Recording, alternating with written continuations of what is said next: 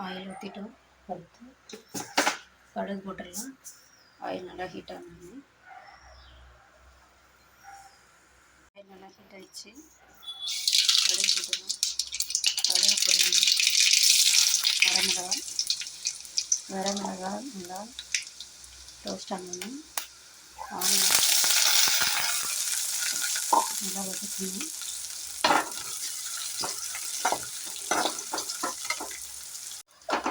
வெங்காயம் கண்ணாடி பதம் வந்தோடனே வந்துச்சு. இதை வந்தோடனே கீரையை போட்டுக்கலாம்.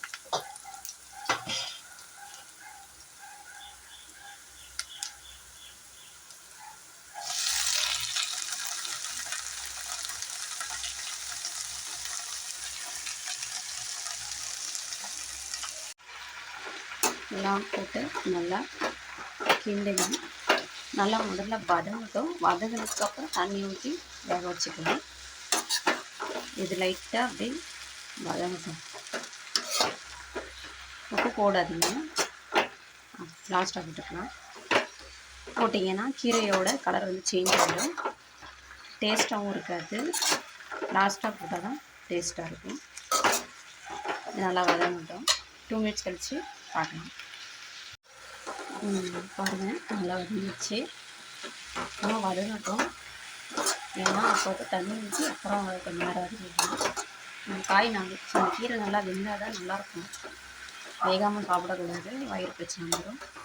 இதில் நிறைய அயன் கண்டென்ட் இருக்குது. அதனால் முருங்கைக்கீரை கம்பல்சரி சாப்பிடுங்க. வீக்லி ஒன்ஸாவது அட்லீஸ்ட் சாப்பிடுங்க. நல்லா ஹெல்தி. இது இப்போ வதங்கட்டும். ரெடி ஆகிடுச்சு.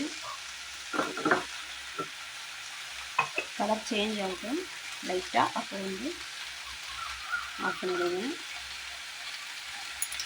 உப்பு போடுங்க. அந்த ஸ்டேஜில் வந்து உப்பு போட்டுடுங்க. தூளுப்பு போடுங்க. கல்லுப்பு போட்டிங்கன்னா அப்புறம் நல்லாயிருக்கும் சாப்பிட்றதுக்கு. வாயில் கல்லுகள்லாம் வந்து தூளுப்பு போட்டுருங்க.